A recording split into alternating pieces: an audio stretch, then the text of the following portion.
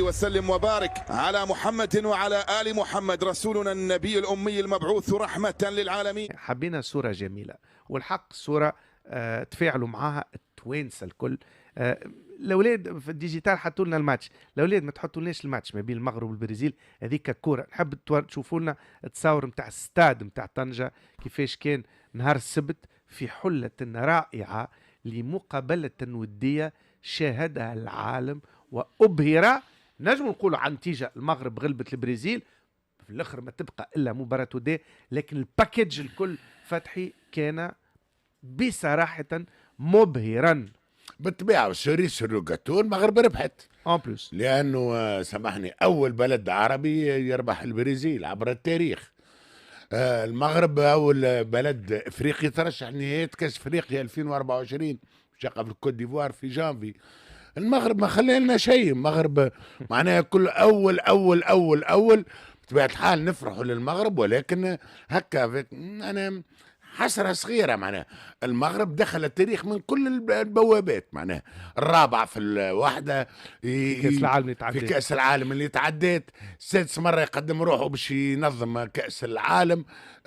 معناها أرقام خيالية. ملعب استثنائي ملعب طنجة، ملعب طنجة كان جو غير عادي. ملعب يهز 83,000 و83,000 معبي الملعب. معناها شوف احنا احسن ملعب عندنا يهز 45,000، معناها الشطر نتاعو ويخدم شطر بشطر، ويخدم شطر والغازون 3/4 الوقت ما يخدم بطبيعة الحال. والغازون يخدم سورتو وقت اللي يجي عيد الكبير، معناها يجيو العلالش تولي وزاد ما نكثروش عليه الغازون. زوز ماتشوات كان عندنا الغازون معناها عرفتها كي يطلع في الطيارة يحط باجاج فراجيل يحط عليه فراجيل. معناها ماذا بيك فما بلايص في التيران ما تمشي لهمش.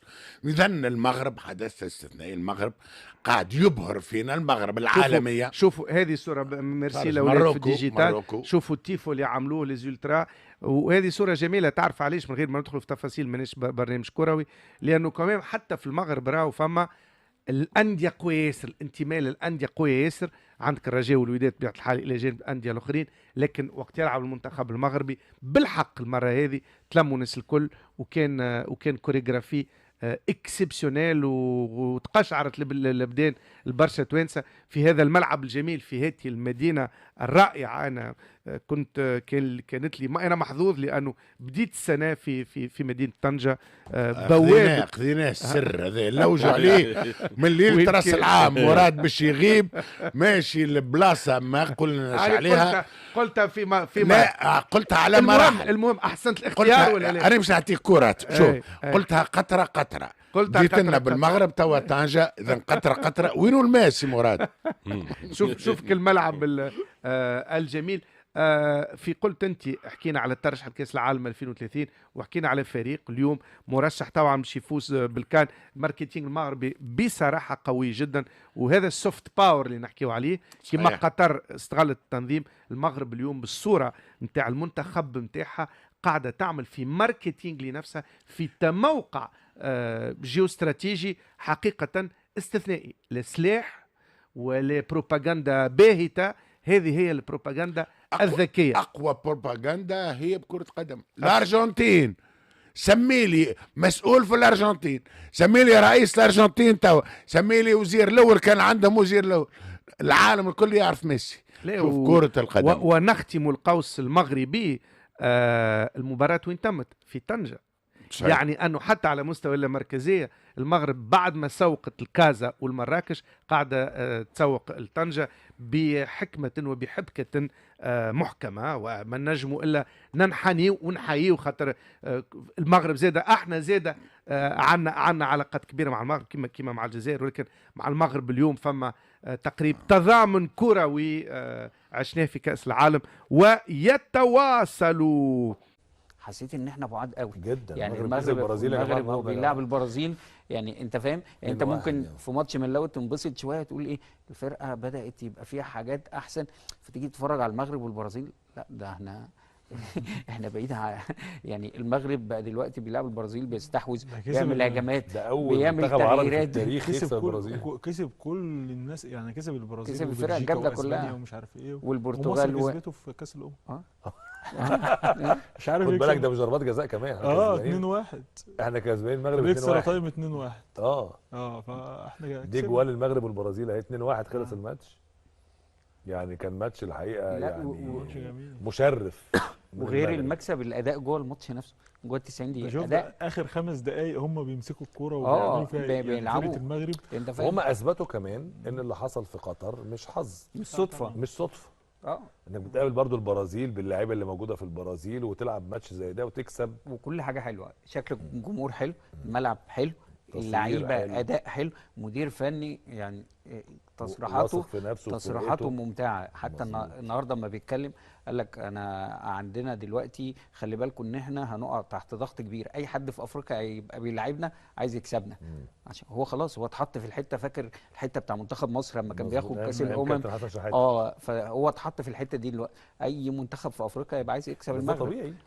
بس انا بتكلم في غير انه مش عايز يكسب، هيعمل لها 100 حساب وهيستأسد. يعني هو هيبقى مطالب ان هو يعمل حاجات كتيره جدا. وشوف برضو ان هو دخل عناصر كتير على الفرقه، يعني الفرقه اللي كانت معاه في كاس العالم ودخل عليهم عناصر.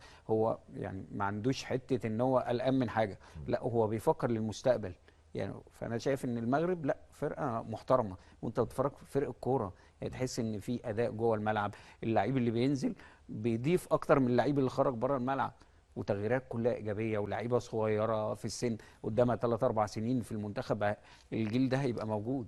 فانا شايف لا يعني انا بقول لك المنتخب الاولمبي حاجه كويسه، المنتخب الاول بعض الفترات، انما لما تيجي تعمل المقارنه بيننا وبالمغرب لا احنا بعيد. عنده امكانيات، لكن هذه المباراه دوز اكسيون بينا بلي فيبري شويه.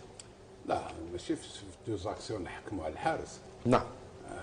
البارح شفنا الحارس تاع المغرب اللي لحق دومي فينال اون كوب دي موند، دار 3 فوت تاع فريمون اللي ما تندارش كاع يديك، ما ماشي على هذيك اللي دوكا المغاربه ينحيوها. هذا دار الفوت صح امبورطونت، خرج فالي با يخرج، الاخر كان اللي تي انتيليجون الله باه سي تو. مي جو بونس كو بور لو مومون راه مليح.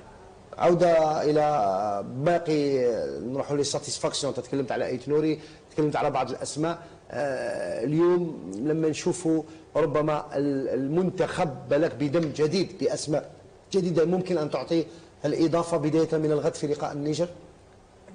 سا ديبون التوظيف ديالهم رضوان. اذا كان هما عندهم الجوده وعندهم الامكانيات وما تعطيهمش يعني باش لي مويا باش يطبقوها في التيران. حاضر مثل هذه الصور، صور مؤسفه للغايه شاهدناها من الجمهور الذي حضر لملعب نيلسون مانديلا. البدايه كانت بالصفير والتصفير على النشيد الوطني لمنتخب النيجر. هل يرضى أي جزائري لو لعبنا هذه المواجهة في النيجر أو في بلد إفريقي آخر، هل كنا سنرضى بأن يتم التصفير على نشيد قسما نشيد الجزائر؟ مستحيل. نفس الشيء حدث بعد تسجيل منتخب النيجر للهدف الأول. شاهدوا هذه الصور المؤسفة. بعد أن سجل منتخب النيجر لهدف الفوز تم رشق الملعب ورشق العناصر التي كانت ساجدة فرحة بالهدف بالقارورات. أيعقل في ملعب جديد بقي مغلق منذ الشان الأخير، منذ نهائي الشان الأخير. 3 أشهر. الأرضية كانت في أبهى حلة، كانت أرضية رائعة، كل شيء كان على أحسن ما يرام، رغم أنه مشاكل كبيرة كانت في الدخول إلى الملعب. كان الكثير من الناس اللي جات بعد الفطور بالتذاكر وبتذاكر VIP ولم تتمكن من الولوج إلى الملعب. لنتفاجأ بهذه الصور المؤسفة. عدد كبير من القارورات، قارورات المياه، تم رميها وتم تدوين ذلك من طرف محافظ المباراة، إضافة إلى تدوينه للتصفير على النشيد، إضافة إلى تدوينه الدخول إلى أرضية الميدان بعد الصفارة النهائية للحكم، حكم المواجهة، دخول بعض المناصرين. هل يمكن أن نرضى للجزائر أو لمنتخبنا الوطني أن يتم التصرف معه بهذه الطريقة في أي بلد إفريقي آخر لو تم التعرض لنا بهذا الشكل؟ شيء غريب وغريب جدا أمين أقصاص أن يتم التصرف مع الأنصار من طرف الأنصار بهذه الطريقة. يعني تصل وأنت صائم وتدي معك الشربة باردة تأكلها في ملعب نيلسون مانديلا باش بعد تسجيل الهدف ترمي على الناس القارورات الفارغه، وكاين كاميرات من المفروض هاد الناس يسون ايدونتيفي، لانه هاد 3 ولا 4 ولا 10 اللي رماو القارورات ما يمثلوش 40,000 متفرج، لكن هادو ما يسيئوا لصوره الجزائر امام الناس اللي شافت المباراه. الى متى نبقى نتصرف بمثل هذا الشكل؟ رضوان نبدا لك بالماتش وبالدخله دايرينها على 4 تاع العشيه. دوك ولاكو حابين نطوروا الكره الجزائريه. جاب لي ربي الماتش على 10 تاع الليل ما يقدرش ان سيبورتير يدخل على 4 تاع العشيه وفي رمضان. نظن حنا هذا الشيء هدايا راهو يتكرر في لاشان. شفنا كيفاش كانت لانارشي، كيفاش كان الدخول الى الملعب. نظن حنا رانا نقولوا ملاعب بمقاييس عالميه. من انت كدير ملاعب مقاييس بعالميه لازم ثاني الجمهور يكون عالمي، لازم ثاني الجمهور تحترموا الجمهور ثاني. الجمهور ما تجيبوش على 4 تاع العشيه صايم في رمضان، واحد جايب لي شربه، واحد جايب قدره، خصو غير القدوه. لا هذا موك دو ريسبي للشعب. نظن باللي هذا شيء مؤسف. ولاكو حابين تطوروا الكره، راكو حابين تطوروا المام، تطورونا حنايا كاشخاص كشعب. نظن باللي ديروا الدخله على 8 تاع الليل، ديروا دخل الناس. رانا نشوفوا في الاوروب الملعب فارغ 10 دقائق قبل البدايه، قبل ما يبدا الماتش فارغ. خلونا من تمسخير هدايا. ونروح لك الجهه الاخرى، نروح لك تاع مثلا نتيرو بالقرعه. صح كيما قلت انت ماشي كاع الشعب ماركا بيت، وكي ماركا بيت ما يفرحش يا خويا. صفر من حقك انك تصفر.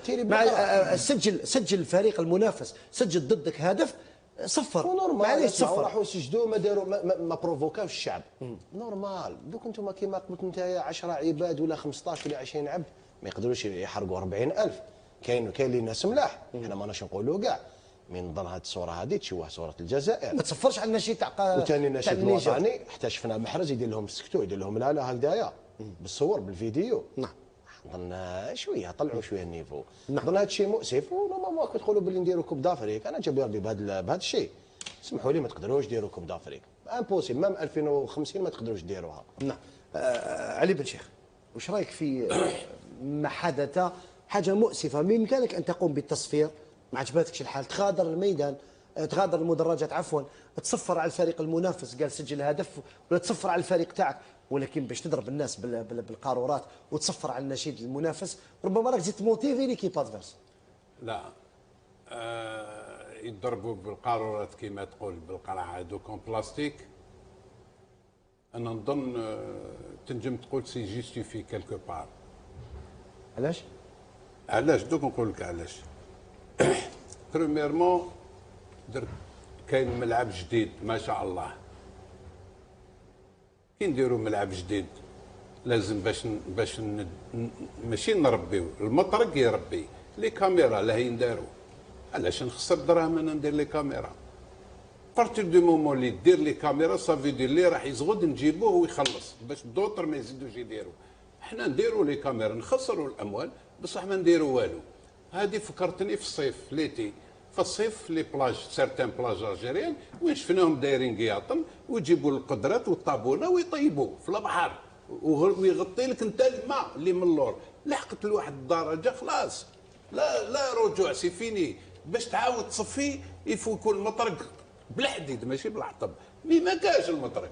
الور خليه هذايا ويرمي. واش تحب انت؟ قلت ما يمثلناش 4 و10. لا يمثلنا باسكو في العالم كي يشوفوا سيدي الجزائر صح سي الجزائر يمثلنا. ما تقولوش ما تكذبوش ديروا واحد الكلام اللي تقولوه مانيش عارف غير في هذا القرن تاع الجزائري اللي ولا ايه هكذا حبيتوا انتم. هاك قلت من قبيله الناس كانت راقده. دوكا الناس ماهيش راقده، دوكا بداو يفطروا الناس. حبيتوا هكذا ما كاين لي كاميرا واحد ما يخلص. اما لا كي يرمي انا نقول حاجه عاديه او يرمي رماو ومن بعد يخلص يرفدوا هذوك ويروحوا. وخاوتهم زعما مسلمين ماركاو بيت حبس سجدوا لله من الفرحه. لا نضربوهم زعما نديروا لهم والو. انت شفت انت يوم 2023 مازال الناس تجيب قدره للسطاد. يا خلاص عفاني برك انا ما بقيت حضره كاع والله رانا نهضروا على انا مانيش عارف رانا عايشين. قدره في 2023 في السطاد ياكل شربه. صغر بينا انت ودخل 6 سوايع قبل لا الماتش. بركه ولا متمسخر ما يعرف شكون لاوي يسير هكذا كاع يعطيك هذا السبور هذا كاع يعطيك. انا مانيش فاهم شكون كاع لاوي يسير هذايا كيفاش هو يخمم كيفاش يخمم على بها رحنا فيها الوقت كي يرجع للمستوى تاع التخمام هذا هو خلاص ما بقات والو هضره. وعلاش علي بن شيخ في كل مره نفس النداءات فيما يخص نشيد تصفير تاع النشيد؟ اسمع انا البارح شفت كونفيرونس دو بريس تاع الكراكي المدرب تاع المغرب انا شفته وين قال لهم قلنا للشعب بالك وتصفروا في لافان كي دار الكونفيرونس دو بريس ابري الماتش اشكر البيبليك لان قال لك واحد ما صفر خلاص حديت قياس